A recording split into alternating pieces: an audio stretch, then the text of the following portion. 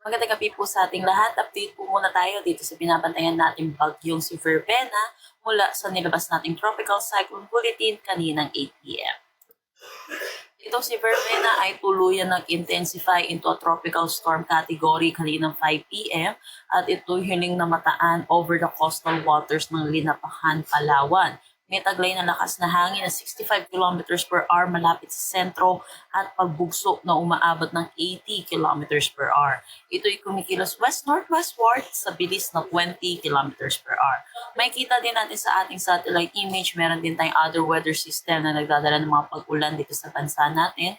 Ito po isa ay yung shear line, ito po yung nagdadala ng mga pag-ulan dito sa Metro Manila at yung mga karatig lugar din po natin. Pati na rin dito sa malaking bahagi ng Cagayan Valley. Yung northeast monsoon din po natin ay umiiral din naman po sa malaking bahagi ng Luzon.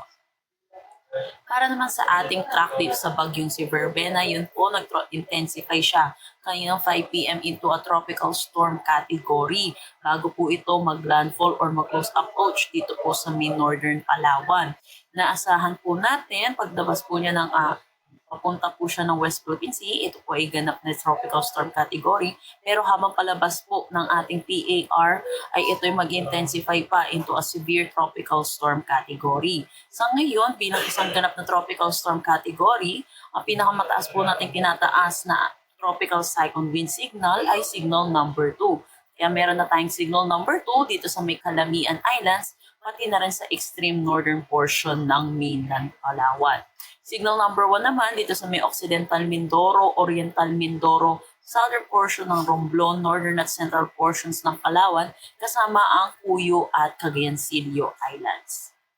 Para naman sa ulan na dulot nitong si Bagyong Verbena, nakikita natin concentrated yung mga pag-ulan na mararanasan dito sa Occidental Mindoro, Oriental Mindoro, Palawan, yung orange po natin, or 100 to 200 millimeters of rain. Naasahan natin habang papalayo po dito sa Kabisayaan, ito si Bagyong Verbena, ay nababawasan na rin po yung mga significant rainfall dito sa Kabisayaan. Pero naasahan pa rin po natin ang 50 to 100 millimeters of rain dito sa may Aklan at Antique. May kita din natin dito sa ating mapa, meron tayong color orange dito sa main Luzon at dulot naman ito ng shear line. At nakikita din natin kasama din ang Metro Manila na inaasahan natin ngayong araw hanggang bukas ng hapon ang makakaranas ng 50 to 100 millimeters of rain.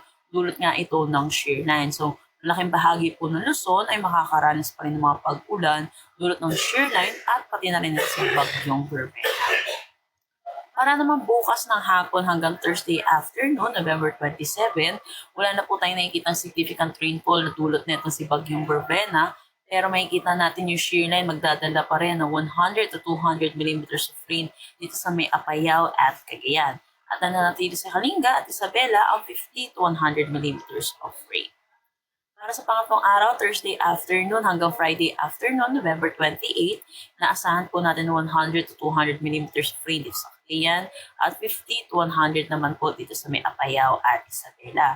So para po sa mga kababayan po natin sa mga kakaranas po ng mga pag-ulan sa mga na-mention ko pong lugar, may mga posibilidad po tayo ng mga pagguho ng lupa at mga pagbaha lalo na po sa mga low-lying areas. At dahil tuloy-tuloy na rin po yung mga pag-ulan natin ng mga nakaraang araw ay saturated na rin po ang ating mga kalupaan, so madali na rin po tayo makaranas ng mga pagbaha. So iba yung pag-iingat po para sa ating mga kababayan at yun po makinig po tayo sa ating mga local government units hinggil sa mga posibleng paglikas na kailangan po natin gawin.